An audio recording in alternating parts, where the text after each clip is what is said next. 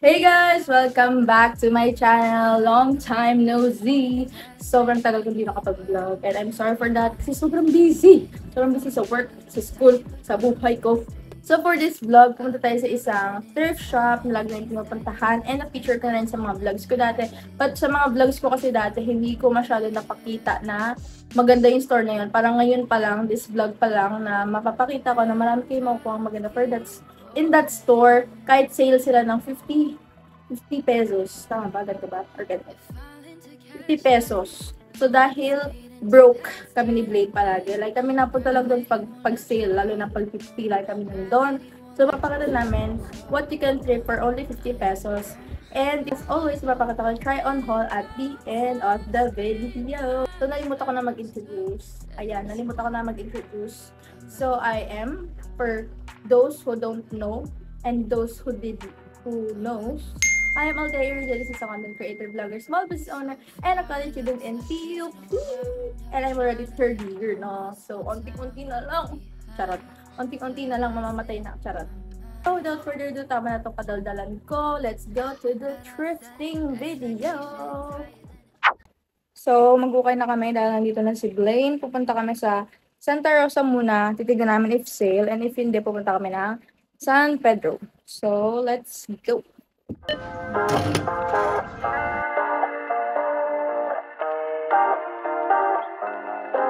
Everything goes right. Ito yung arko ng Santa Rosa. Pag nakita mo yan, lakarin mo lang ng onte. Pag may nakita kang Chowking, ayun. Ito yung Chowking, tapos dito.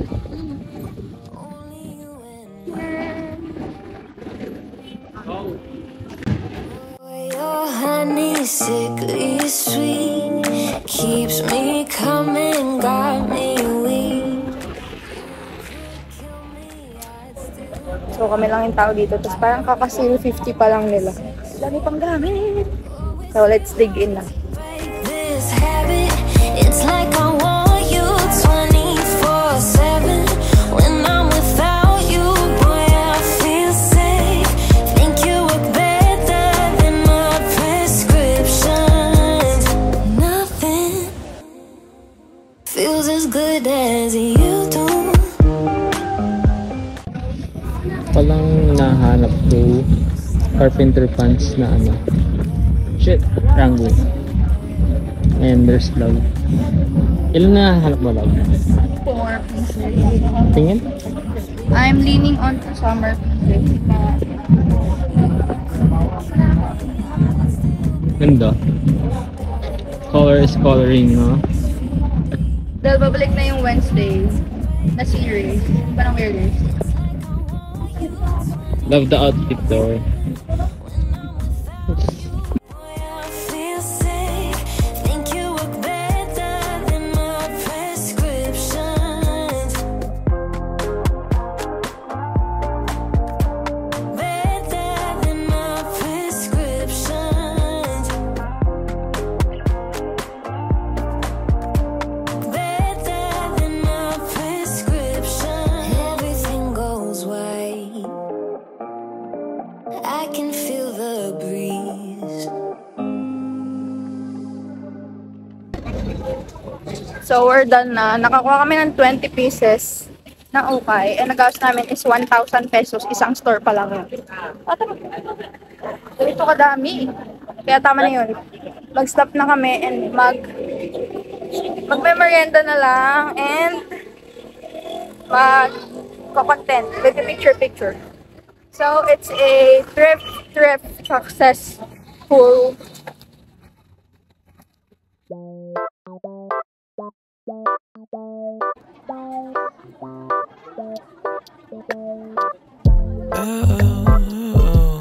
I'm crazy for you, losing my head, distorting my view, feet in the sand, just thinking of you. That's what you do. Crazy for you, losing my head, distorting my view. Hey guys! Welcome to the trip haul part. If nakaabot ka dito, thank you so much for watching and I hope you enjoyed the thrift video. And for this part of the video, we're gonna try on all the pieces that I've got. I'm gonna show you them one by one. And ipapakita ko yung mga nire-work ko at yung mga items na as is. So, without further ado, let's go to the trip haul.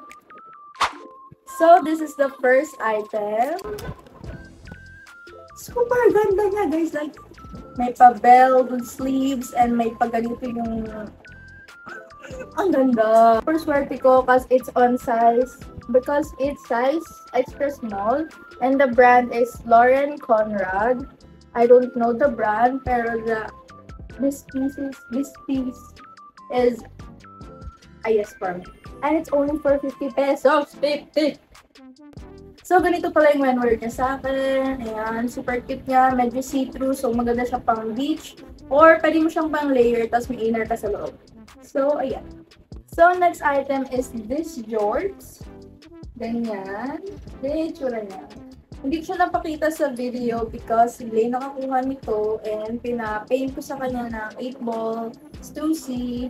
Medyo malaki yung size niya pero nothing a belt cannot fix. So cute. Wala pa akong gantong shorts kasi and pina-paintan ko para medyo unique. So ito naman yung when-wear niya sa akin. Maluwag siya pero I like it so much. Next is itong 2 pieces na ni-rework ko.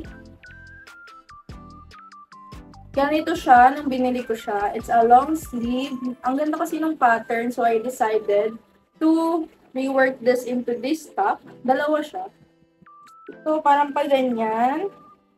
Yan, ganyan yung when-wear niya. And here naman is parang pa-off shoulder. Pa ganyan. Ganyan yung design and may pa-lettuce stem and asymmetrical yung design niya.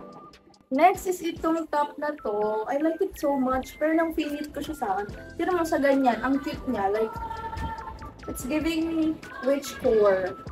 Kaso nung pinit ko siya, hindi siya maganda. Parang kailangan ko siya i-crop. Para maging, ano siya sa body ko. Next, itong rework ko na skirt. Galing siya sa pants. Ito yung video niya from the thrift. Ayan yung pants na yun. Medyo masigip siya sa thighs ko kasi lumaki yung thighs ko. Kaya naisipan ko siya i-rework into this. And nakita ko lang tong inspo na to sa Instagram. And I recreated my own version. Ganyan. I put some buckles and some belt loops and some parang straight ganito, parang pa-belt. And ayan, ganyan yung itsura. And ganito naman siya sa when-wear. Medyo malaki pala yung waistline niya sa akin, pero it can work naman din with belt. It's super cute, super unique for a skirt, and I also made this. Itong sweater, ewan ko kung napakita ko sa video, pero doon ko rin siya nakuha. Tapos hindi siya ganito yung design niya. Parang siyang full length na brown sweater, and natripan ko siya kasi waffle yung fabric niya. And maganda yung waffle for tag-init. And I have scrap fabric sa mga scrap ko na parang ganito yung design. And ginawa ko siyang parang star. Parang just like ganyan ko siya. Tapos ginawa akong star. Tapos parang nung nasa blue pa lang ako, medyo empty siya. Kaya nilagyan ko rin itong gray para meron namang konting design. Then yung itsura niya, it's giving grunge. 2021 era ako. And ganito yung style niya sa akin. Ganito yung itsura niya sa when-worn. Super cute, plain lang yung design sa likod. And pinwrap ko yung pinakababa para magkasya sa akin kasi masyadong mahaba yung long sleeve na. So, yan yung another one. Next naman is parang Maloy inspired from Beanie Maloy. Nakita ko yung outfit niya na parang red yung ganito niya. Balloon shorts yung tawag dito. Parang pa-balloon siya pero ito kasi sa akin short siya. Ganyan. I don't know yung kay Maloy, parang skirt ata. Pero ayun, na-inspired ako dun sa fit niya. Sinuot ko na rin to last month rin namin din. Ayan, yung fit ko, parang Maloy inspired din. And ayun, super cute niya talaga. Medyo mahaba lang siya kasi yung kay Maloy parang medyo maikli. Ayan. Super cute din. Next is this one, parang Maloy inspired din. Pero, balloon skirt naman siya.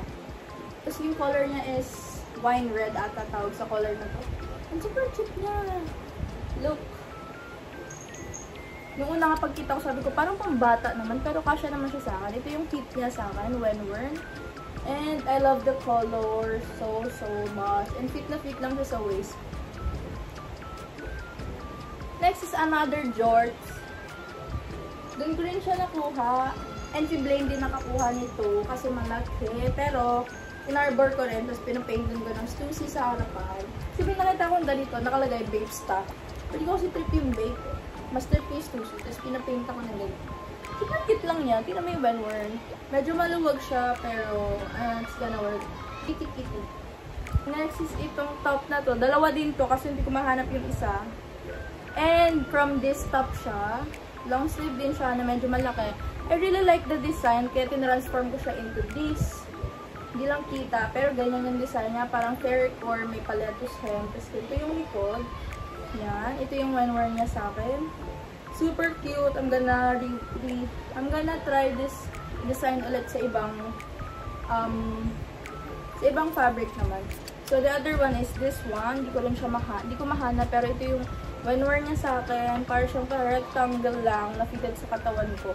And it's so cute din. Next, itong nakita nyo din sa video na parang damit ni Wednesday. Tapos may pa-tali siya dito sa likod. So, mas may accentuate. Mas masicinch yung waist mo kasi may tali siya dito. Ganyan. Ganito siya sa when worn. Nakita nyo ito sa video.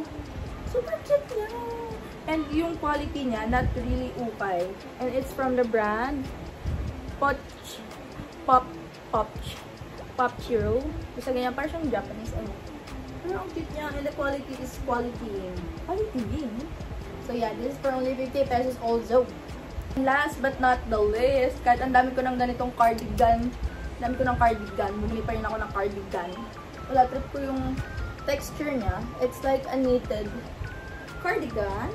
And color chocolate brown siya. Nakita nyo rin ito sa video. Ewan ko ba?